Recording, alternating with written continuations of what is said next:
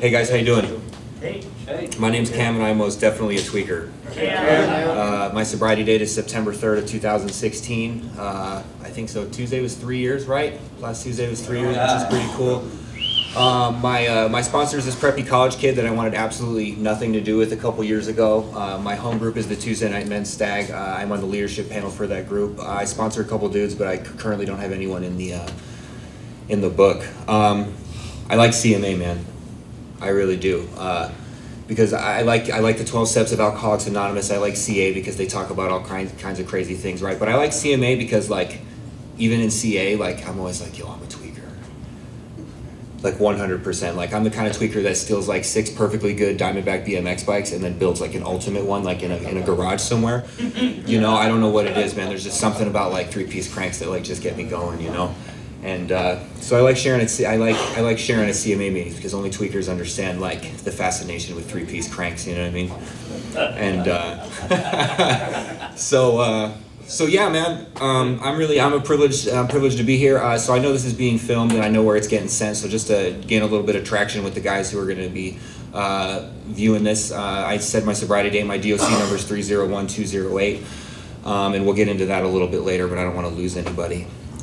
So I was born in Syracuse, New York in 1990.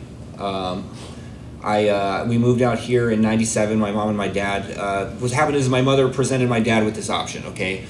Sometime in 1997, she says, Tim, I'm going to move to Prescott Valley, Arizona. I'm taking the kids with me. You can come or you can stay. And my dad was like, yeah, I guess I'm moving to Arizona. So me, my brother, my mom, my dad, we all moved out to Arizona.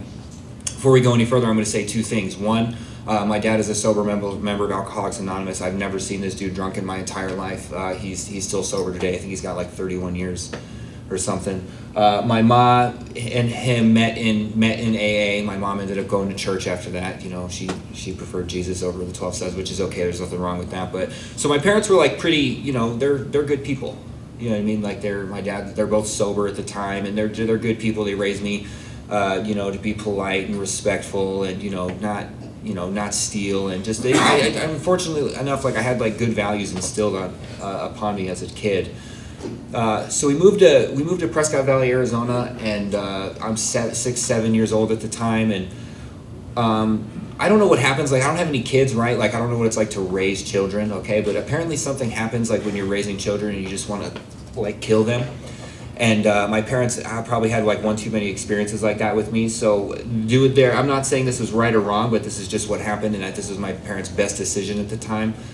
So they took me to a psychiatrist. I went to the West Yavapai Guidance Clinic, and I was like 7 or 8 years old, man, you know. And they take me to this lady named Dr. Ford. I'll never forget her. She looks like an 80s like somebody with the teased hair, and I'll never forget this lady's face. And so from a pretty early age, man, like I was seeing a psychiatrist and I was in therapy, and like, you know, when I was like 8 or 9, man, like I started taking pills. You know, I started taking mood stabilizing drugs, and I took these drugs for years and years, man, from the time I was like 7, 8, and 9. I'm not entirely sure exactly when it started, up until I started self-medicating when I was in high school, you know. And I remember every morning, right? Like whether it was summer or whether there was school or whether I was going to church or like whatever was going on in my life, right? I would wake up and my mother would walk me to this pantry that was on the other end of the kitchen, right? She would unlock the door, right? Because not only did she keep the medicine there, she kept the snacks in there. I'll never forget this. She kept all the, you know, the cupcakes and stuff. So she'd open this thing and she'd give me my little pills and she'd dump them into my hand, and I'd take them, right? And I'd go about my day, right? And at night, the same thing, you know what I mean? When it was almost bedtime, I'd go to the little pantry, and my mom would give me my pills, right? And I'd take them and I'd fall asleep, right? And I did this every day. I did this every day for years and years. Now, I'm not saying that that's the reason that I'm a drug addict is because of that, but I understand from a very early age, like I have a relationship with waking up and having to put something in your body to feel normal, right? Like whether it's drugs, whether it's alcohol, whether it's prescription pain meds, it doesn't matter. Like, I mean, granted, like I was, you know, a wild kid, you know what I mean? But there was something about the habituation of waking up and ingesting something to feel okay that like I really like carried through, I mean, even today, you know? So I've taken medicine for a really long time, and you know, like I said, like I had a good upbringing, man. You know, my dad coached basketball. You know, I played basketball for a really long time. My mom made me go to church, which was really terrible. Funny story, like, so my mom wouldn't let me listen to secular music. Like I was never like, I remember I had the M&M's, like the Slim Shady LP, and I'd be like listening to it on the porch, right? Like, and like waiting for my parents to pull up, because like if I ever got caught with the CD, it was game over, you know? So that's the kind of house I grew up in, you know what I mean? Like I had good parents. They just wanted the absolute best for me, you know? Like I said, my dad coached basketball. He was very, you know, he worked a lot, but he was very active in mine, my brother's, and my sister's life. My mom was a stay-at-home mom. You know, I wouldn't say that I'm more privileged than most, you know what I mean? But like I had everything I needed and some of the things that I wanted. You know, we didn't grow up in like a mansion or anything, you know what I mean? But like I had school clothes, man. Like I never went hungry a day in my life. Like there was never a day where I didn't have a place to stay, you know? And when I look back on things, like I thought I had it pretty terrible for years and years, but as I look back at it now, I realize that like my upbringing is significantly better than a lot of people that I know, and I, you know, now I have the ability to appreciate that.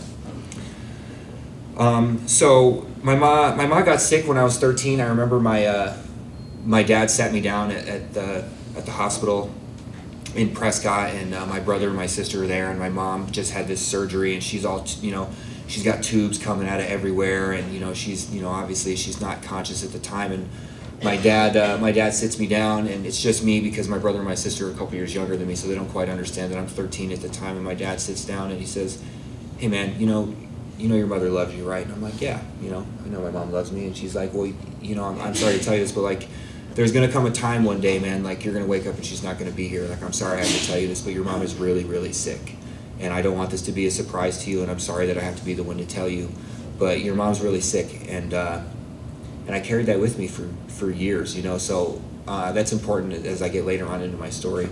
My mom, her cancer ended up, you know, the chemo and the radiation ended up curing her cancer for a couple years. My dad, like, this is the kind of human being that my dad is, okay? Now keep in mind, like, most of my story, I'm going to tell you that I hate my dad. Right now where I'm at in my story, 13, 14 years old, I hate that dude, okay? I can't stand this man by any means, okay? So the guy that I can't stand, right, the guy that like who I don't want to be around, the guy who I think is a shit father, right, like the entire time my mother's sick, my dad's working a full-time job, he's cooking, he's cleaning, he's taking my mom to her radiation and chemo appointments, he's getting people to cook the kids dinner because he's out working 50 hours a week, right? And this, you know, my dad took care of my mom for years and years while she was sick. You know, when she finally came out of it, I noticed there was something different, and I don't know if you guys' parents are still together, if you have your parents split up, I don't know, but like you can see and feel the tension in the house, right? If there's something going on that's not right in the house, like I don't know, I know I can feel it, and I feel like if anyone else grew up in something like that or had a similar experience, like you can feel it. It's like a tangible tension in the house, you know, and I started feeling this tension when I was about 14 years old, and about this time is when I met my very best friend that I grew up with. His name is Chris.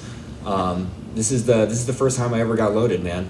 You know, I smoked weed out of a Dr. Pepper can in a single wide trailer in Prescott Valley, Arizona, and I remember thinking that it's like, this is it. I'm gonna smoke weed for the rest of my life. Anyone that's ever smoked weed is like, yo, homie, I'm gonna smoke weed forever, bro. You know what I mean? It doesn't matter. Like any pot smoker's like, yes, this is it. You know, and I remember having that feeling, right?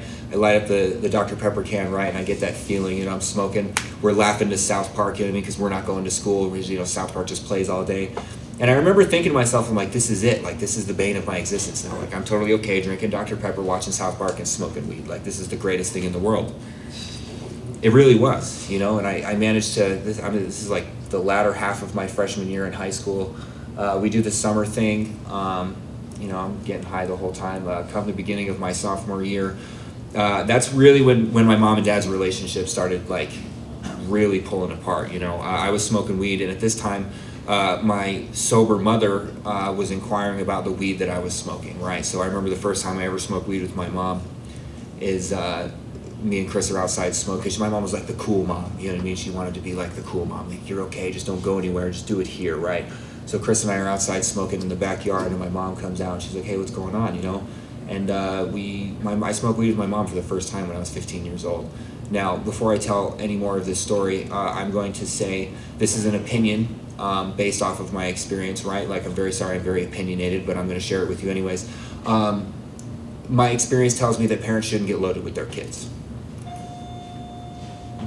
It just, because my experience tells me that it absolutely destroys our relationship, and I'll do my best to explain that as we go. So I started getting high with my mom. Okay, now keep in mind my dad is a sober member of Alcoholics Anonymous. Like, this dude doesn't drink. Like, he's the breadwinner. He took care of my mom while she was sick, and he took care of me and my brother and my sister, and he did absolutely everything he could in his power to make sure that his family was okay. And here his wife is, right, and his son doing something that he's definitely not okay with behind his back.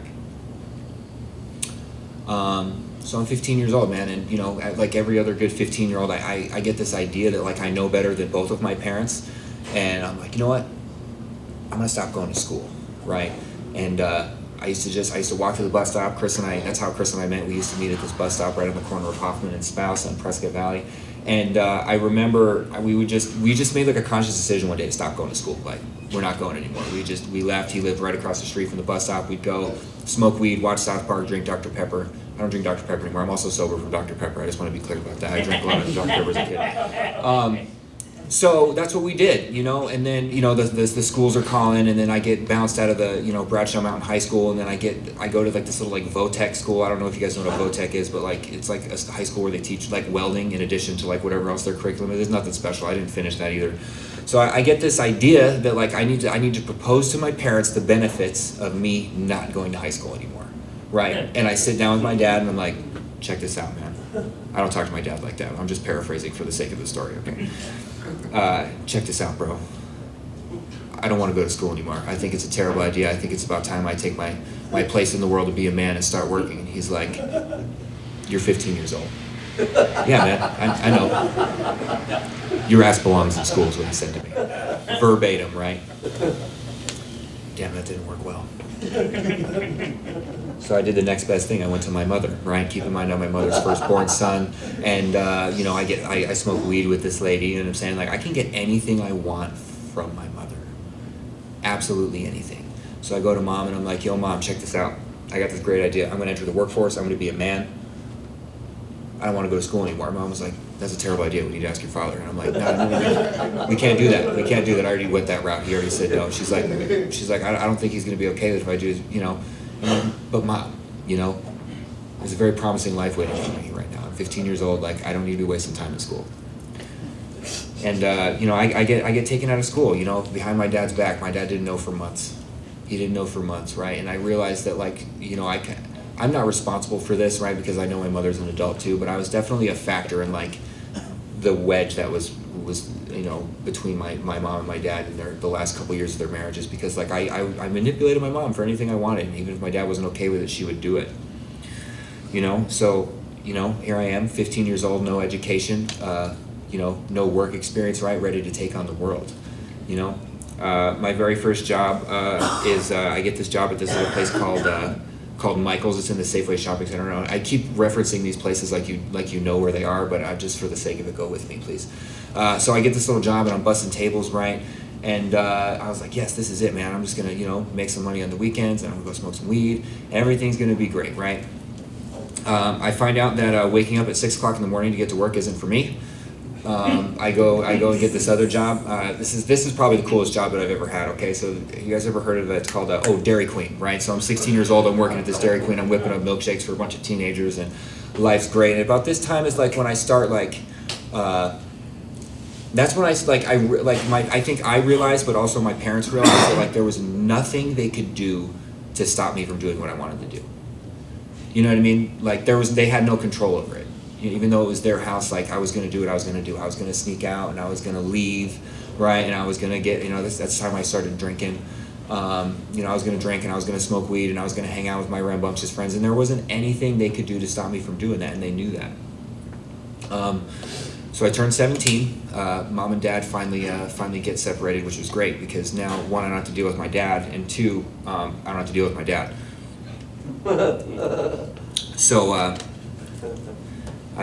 my dad keeps the house. My mom gets this apartment somewhere over there, and about this time I found like I discovered cocaine for the first time at 17 years old. Now I had another prestigious job. I was the drive-through guy at the Taco Bell, and everything was going really well for me. I had a little apartment by myself. I managed to get a car for a little bit because my dirtbag dad decided to help me get a car. Terrible guy he was. And so I have this car, you know what I mean? And I have this job and I have my own apartment. I'm 17 years old and I'm living life, right? And this is when like cocaine became my mistress, right? This is the first time that like drugs had ever, I mean, because the smoke of weed was okay. I was okay, you know what I mean? Like I never stole anything to smoke some weed, you know what I'm saying? Like everything, I just, you know, ate and drank Dr. Pepper. That was like the worst of my experiences, you know, and I watched a lot of South Park. I can reference South Park for days. So I remember like that feeling of like running out of coke and being like, oh shit, I need to go get more, right? And then I'd go to the bank and I'd go to dude, and then I'd, you know, go back home and I'd do more cocaine. I was like, oh shit, like I still didn't get enough, you know what I mean? I just remember this like cycle, and it happened for a long time, you know, it happened for a really long time. And like I didn't understand like why I could not stop getting loaded. I don't understand why I couldn't stop spending all my money. It just didn't make sense to me. It absolutely baffled me. Like how come I can't stop doing this to myself? So I have to find a solution to me not having any money. Now I like I said, excuse me, I have this prestigious job. I swipe people's debit cards all day on this little machine. This is before they had like the chip readers and everything. This is back in like 2007. So you just like swipe the card, you know what I'm saying? You give it back to them, and then you type in the amount, and then you give it back to them. So I'd swipe their card once, and I'd do the original transaction, right? And then on the way out the window, I'd swipe it again and give it back to them. So I had their credit card information on this little machine. So I was double running people's cards, right? And then at the end of the night, the drawer would be over. I thought this was the greatest idea ever. I swear to God, I was like, I had found it.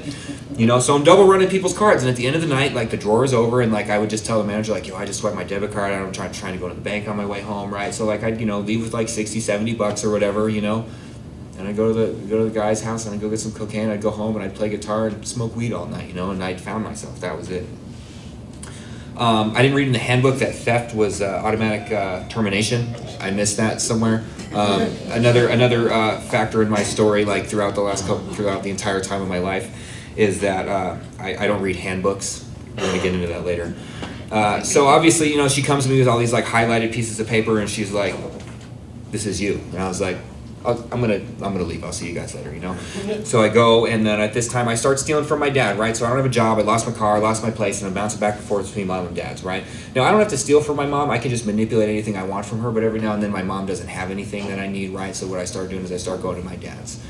And, hey Corey.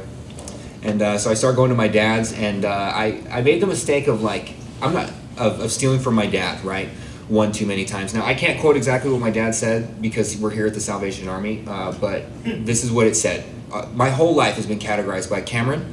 I don't know who you think you are, but this is not a flop house. This is our home. Like, you are not going to treat us like this. Just like it was always like, I don't know who the F you think you are, but I don't know who you think you are, but it's always something. It's always followed by a but, right? Because like everything before the but, right, was like some crazy behavior that I was engaging in, right? Like theft or manipulation, or, you know, trying to get between him and my, you know, my stepmom at the time. I didn't like that lady in the beginning either.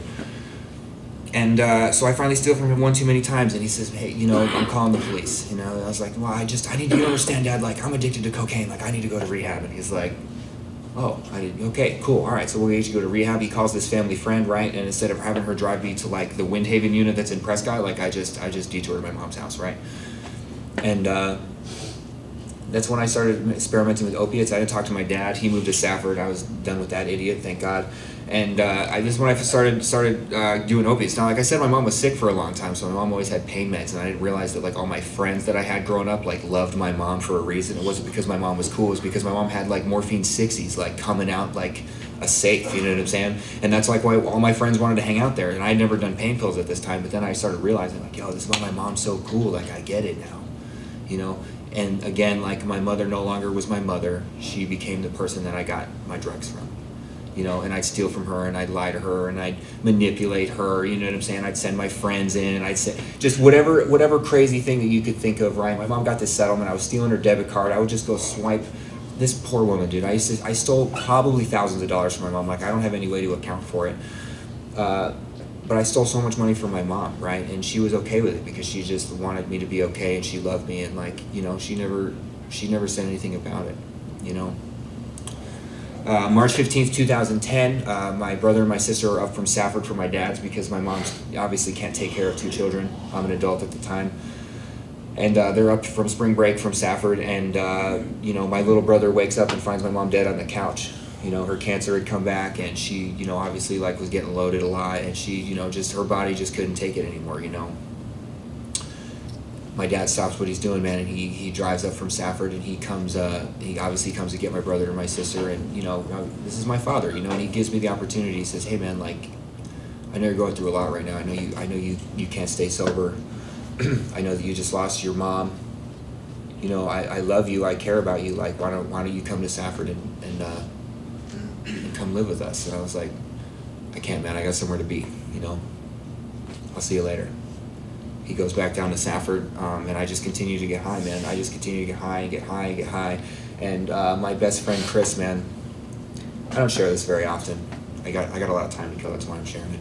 My best friend Chris, man, this was my homie. You know what I'm saying? Like, we lost our virginities together, like, you know, dropped out of high school together, smoked weed, tried cocaine, started drinking, like, played guitar together. We were in an Offspring cover band when we were in high school. We weren't in high school, but high school years, you know what I mean?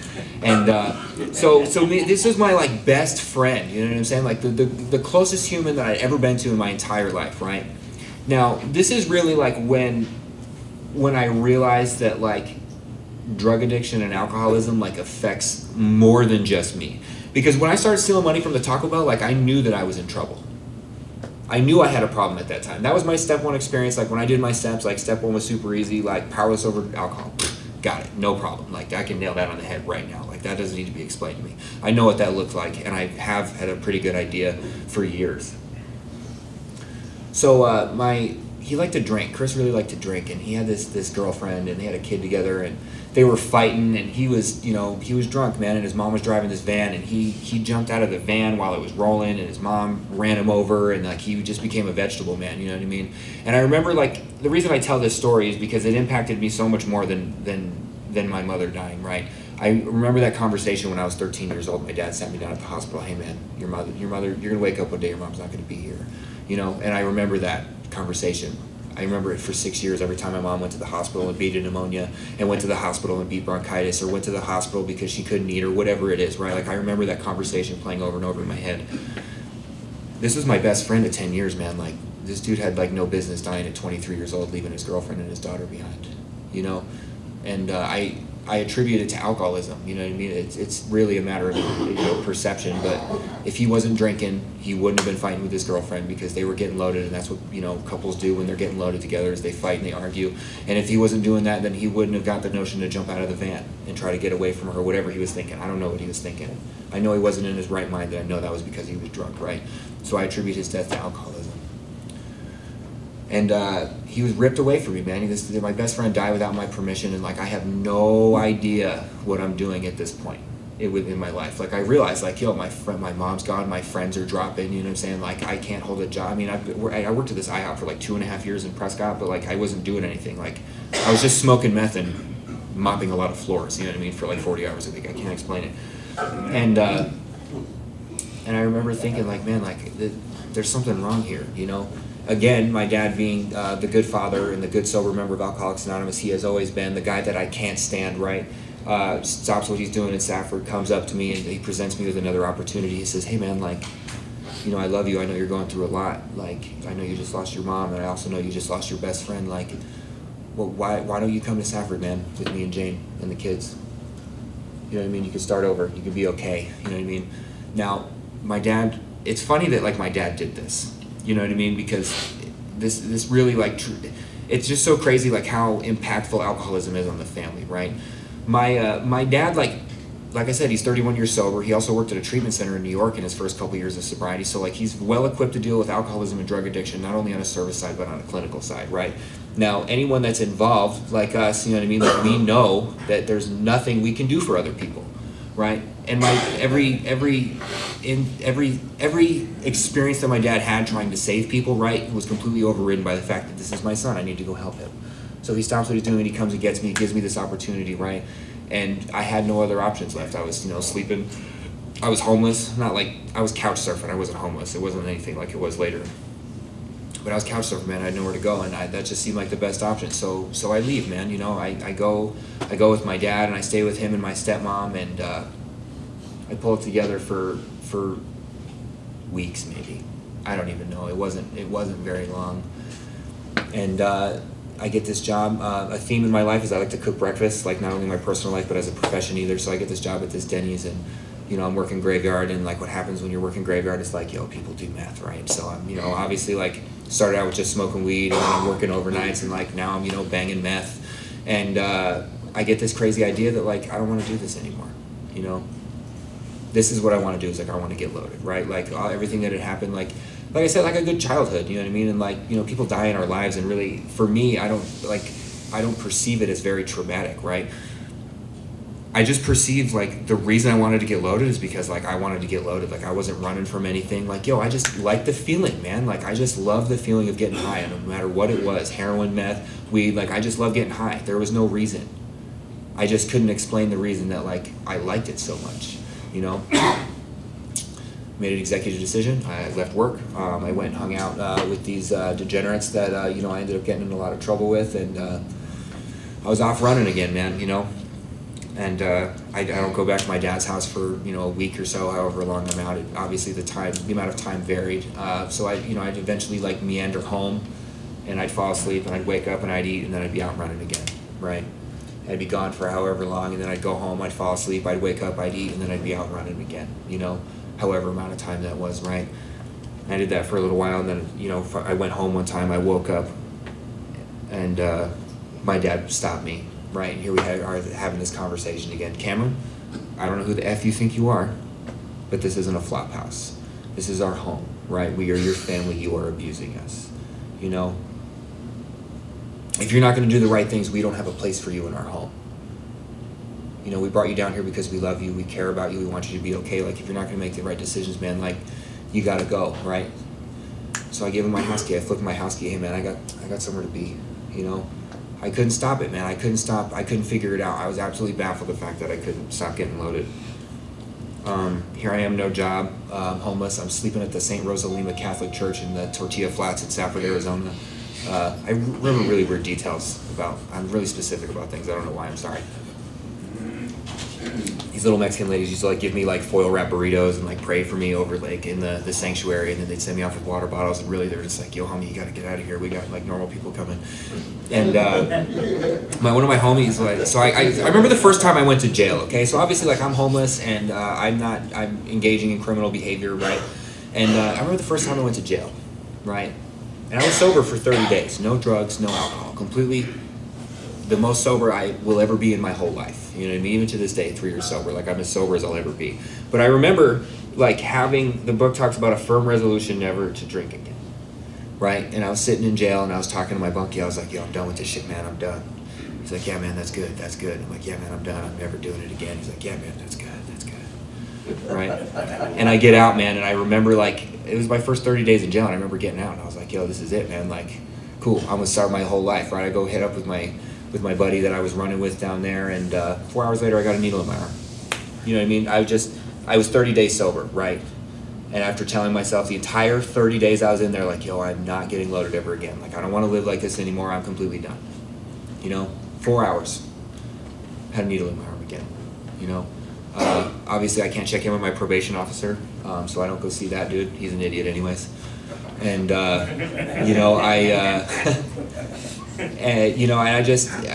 I'm out running for 11 days. My buddy was breaking into cars, and he swipes this debit card, and I'm not a good thief. Anytime I've ever been caught stealing, it's always been on camera at the GameStop and at Circle K and at the little gas station or at the bar. Like I'm always caught on camera. I'm not a good thief by any means, right? Like if you look up my record, it looks like I'm a like white collar criminal, but really like I just swipe people's debit cards and like forge their signature on camera. It's not nothing cool. So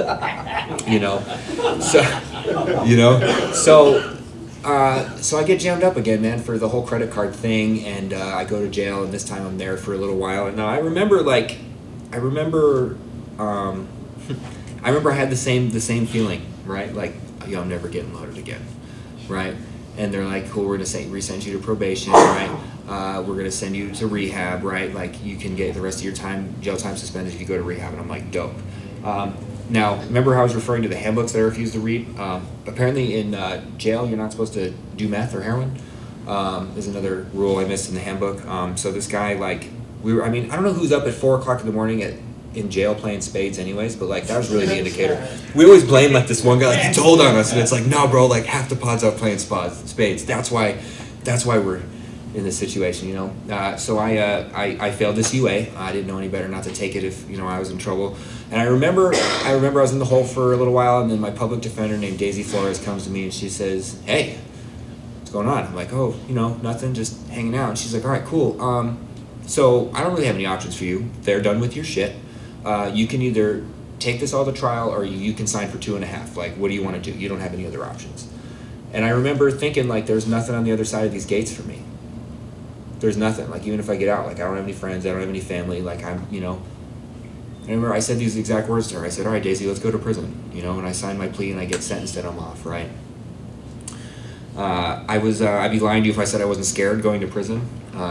It wasn't, you know, you'll hear about it later, but I was scared, right? Because, you know, I'm like a white kid from suburbia, right? Like, I didn't grow up on the streets, like, I'm not a tough guy, but I thought I was a tough guy, but, like, I'm starting to get, like, the stark realization that, like, I'm, in fact, not a tough guy on my way out the door. And so I get there, man, and I realize that, like, yo, you can get loaded in prison, too.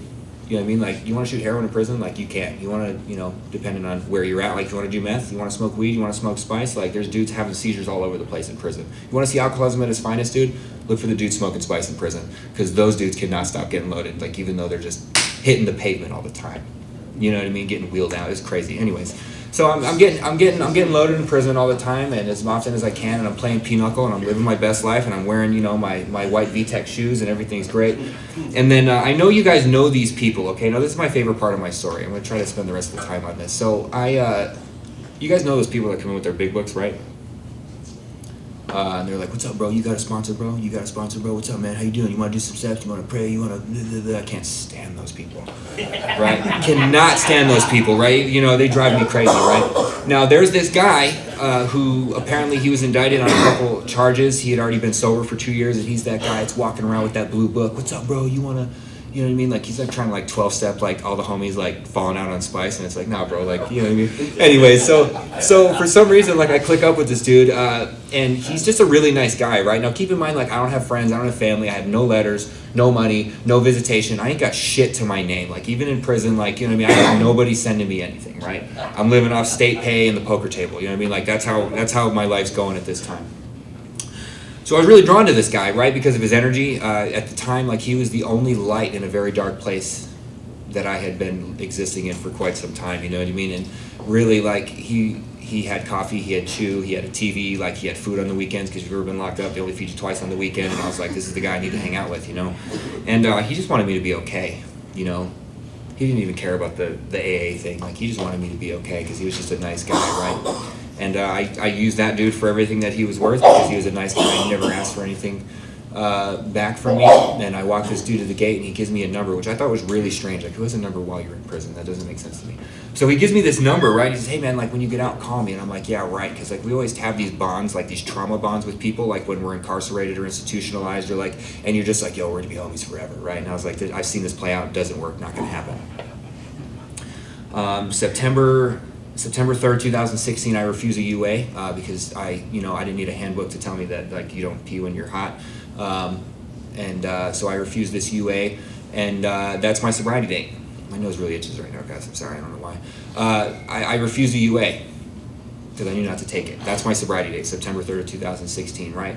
Now, I didn't stay sober by choice from September 3rd to the time I got out November 15th. It just happened it just worked out like that.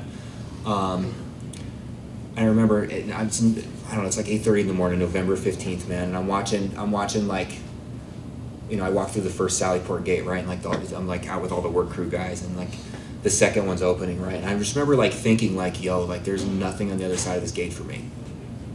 Even I've been here 2 years, like, I ain't got shit out there, still. I'm gonna end up back here, why am I even leaving? You know, I was more scared leaving prison than I was going in. That fear, like, truly... It was absolutely something that, like, I cannot articulate in words. I was petrified, man. You know, and I get out and I take this Greyhound. I'm at the Greyhound for like 6 hours, dude. That was wild. So I take this Greyhound to 27th Avenue in Northern. Now, keep in mind, I'm not from Phoenix. I didn't grow up here. Like, I'm also not a tough guy, so I'm not down here, like, running drugs or anything either. So, like, I have no experience with Phoenix at this time. I go to 27th Avenue in Orangewood, right? I pull up to the halfway house there, and I give this guy, like, my only $50. I have no money, I don't know anybody, right?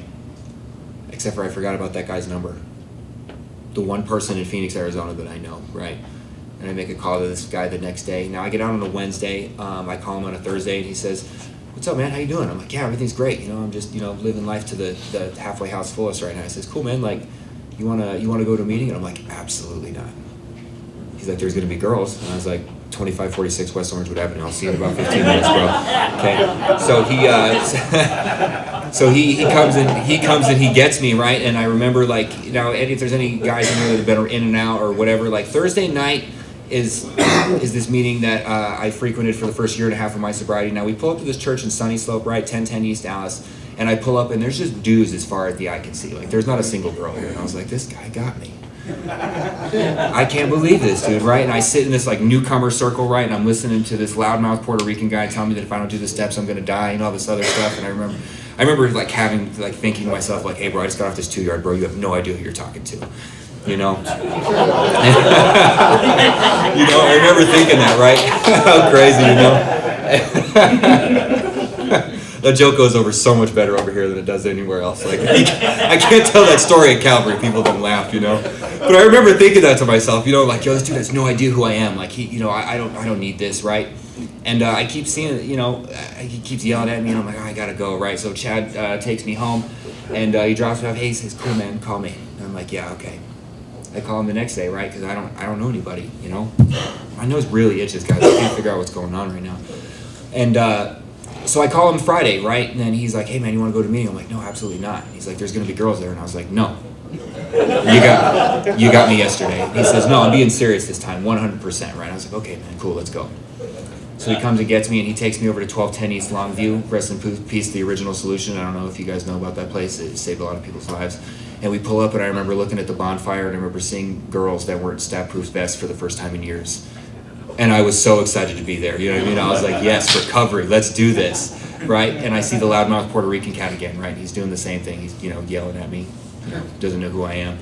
And he's telling me the same thing, man, and I didn't understand what the people were saying at the meetings, right?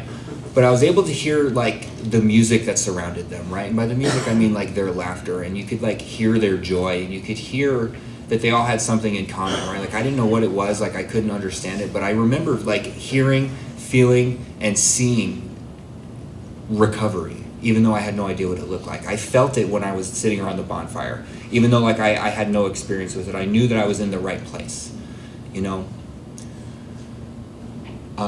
We leave 7-Eleven, and my friend Chad drops me off at 740 East Claremont Street, and enter preppy college kid.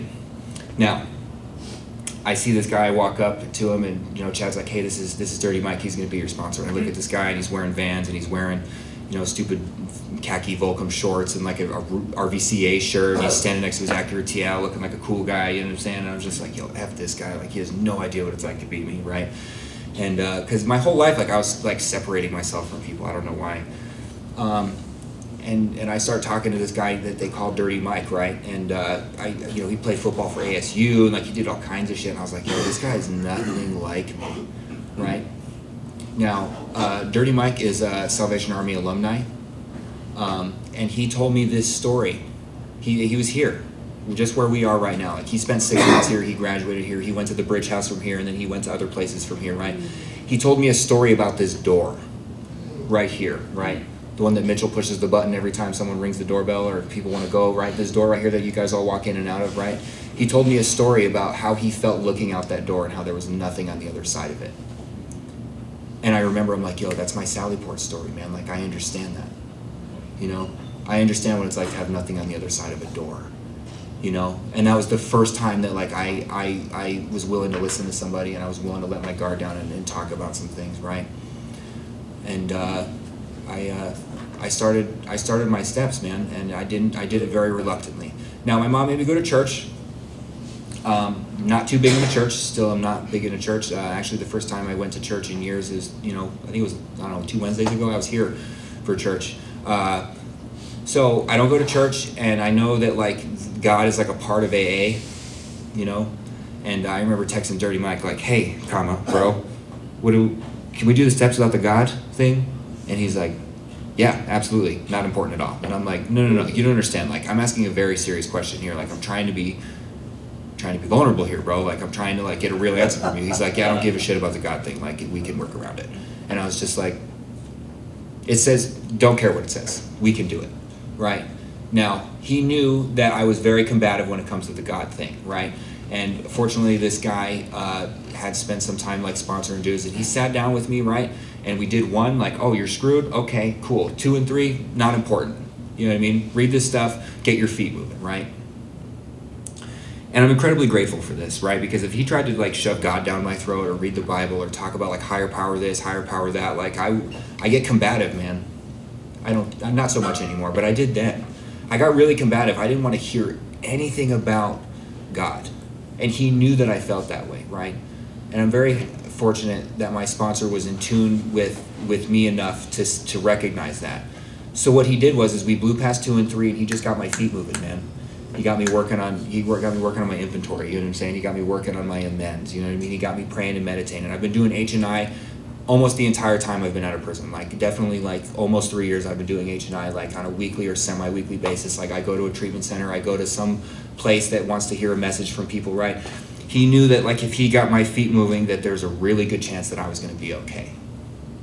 You know? He knew that. And through all of the work that I have done in the last couple of years, right, like there is God in that.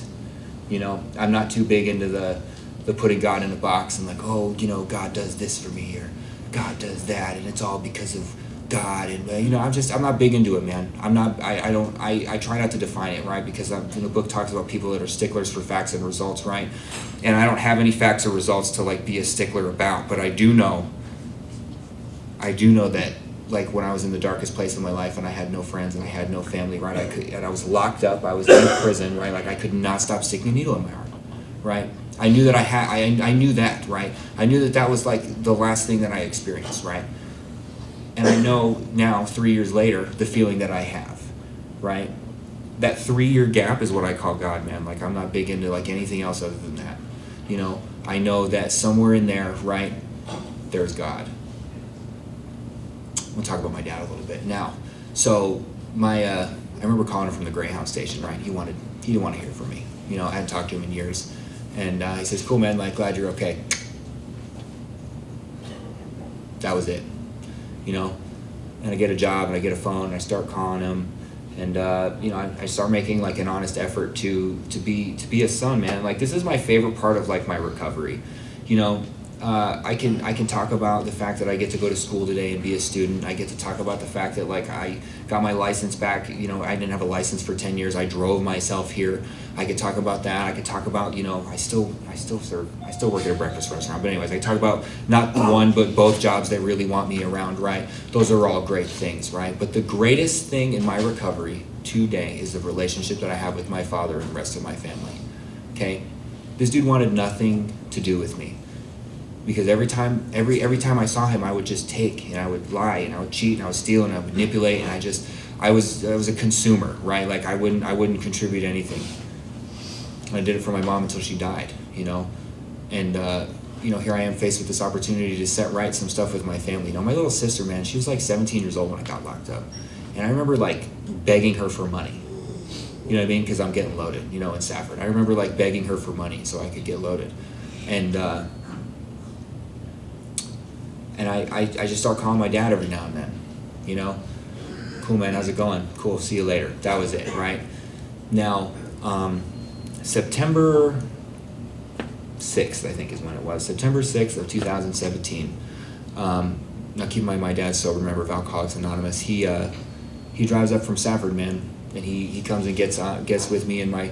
I forgot to tell you that, so the guy that I met in prison, like, was also my roommate for 2 years. Him and I are actually still very close. He's a very good friend of mine. Now, it was me, him, and this guy named Nate that we're really close with, right? My dad comes to our house, and we all leave to a meeting together. And we go to 1845 East Ocotillo Road, right? And it's a men's meeting that I've been a part of since I've been sober. And I'm sitting next to my dad, you know, that's at the meeting that's been my home group for a year, right? And, you know, you get this piece of cake on your birthday, right? And I remember getting up off my chair and going up there, and getting my little cake and like giving my little pitch, you know what I mean? And then there's this part where out-of-towners stand up. Now my dad, being from Safford, is considered an out-of-towner here from Phoenix, right? So my dad stands up as an out-of-towner. It's a participation meeting. If you guys do the Sunday meeting here that's ran by the Knights, they do a little participation where they just tag people, right? It's a format similar to that. My dad, being the only out-of-towner, gets called up to the podium, man. And he goes up there and he's like, "I'm so grateful for Alcoholics Anonymous. You know, not only for my life, but because of my son's, because I thought I was going to bury him. For years and years, I thought I was going to bury my son, and because of Alcoholics Anonymous, him and I get to sit here together today sober." You know, I get chills every time I tell that story. You know, this is the most beautiful thing in my recovery.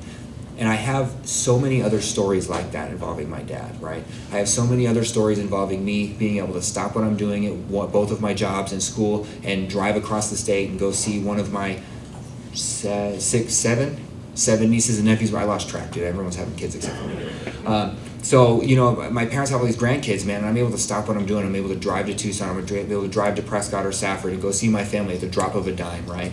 And I'm able to show up for them. I'm able just to be there, you know, and like, you know, hold the babies. And, you know, I don't change diapers, but I'm able to hold the babies, and I'm able to just show up for my family. You know what I mean? That is the greatest gift that Alcoholics Anonymous has given me, right? And I say that that's the greatest gift because I don't think about getting loaded anymore. You know? I don't remember the last time I had a serious thought about getting loaded. I forget sometimes that, like, yo, I used to shoot heroin. I used to smoke meth, you know? I forget about it sometimes. Like, it absolutely is a fleeting thought, you know? And it's because the last 3 years, you know, I do that introduction, right? Like I talk about my sobriety date. I've had the same sobriety date, right? I've had the same sponsor. I've had the same home group, right? I've been of service in many different capacities, right, throughout my last couple years, right? And because of those things, right, like I'm able to, one, not get loaded, and two, like somewhere in there, like I forgot that I used to get loaded, you know? I don't forget about the experiences that I had, but like I forget about it sometimes. I can't even express the freedom that's in that. You know, I wake up, I drink coffee like a normal person. You know, I wake up and I go to work like a normal person, you know what I mean? And I go to school and I have a host of friends around me, and I do this whole AA thing, right? I didn't want anything to do with recovery. I didn't want anything to do with it, you know? And really, like, I say that I was tricked into it because, like, I didn't. I know Chad introduced me to the loudmouth Puerto Rican guy, and then I went from there to the preppy college kid, and then the preppy college kid just happened to understand me, and here I am 3 years sober. I'm like, shit, how did I get here? They got me 3 years ago. You know, and I'm really grateful for it, man. This whole recovery thing is the absolute greatest thing that I've ever experienced in my life. It's the greatest thing that I've ever been given that I had no idea that I wanted. You know, now it can happen to anybody. That's the thing about it. You know, I'm not special in any way, shape, or form, right? Any one of you guys in this chairs can come get this money. Like you have to ask for help and you have to do the work. That's it. It's real easy. There's no secret formula, man. You know, there's no cheating, there's no other way around it, right? Now, I just want everyone to take a note, like if you've been institutionalized more than once, more than twice, more than 3 times, if you have been physically separated from drugs and alcohol for like an extended period of time, multiple times, right, and you're still sitting in this chair, I want you to think to yourself that you probably have a problem. Now, it's not for me to say, the book tells me it's not for me to say, but I don't give a shit, I'm gonna say it anyways. You probably have a problem if you've been institutionalized a couple times and been separated from drugs and alcohol. And if your experience tells me that you cannot stay sober without some plan of action, then you need to go out and find another experience that's going to tell you that, right? But if you're anything like me, if you're anything like a couple of these other people in here that I know, right, you need to get this shit, or you're not going to have a life. You're not going to have friends. You're not going to have family, right? There's only one other place for me to go. I've already spent a couple years locked up, man. There's only one place for me to go, and it's dead. You know, and think about the people that you've seen come and go, the people you've seen come in and out. They're out there, man. You know what I mean? And do you want to be another statistic, or do you want to come get this money, bro? And you want to, drive yourself to the Salvation Army on a Monday night to speak? I don't know, guys. That's all I have. Thank you, Jay, for asking me to speak.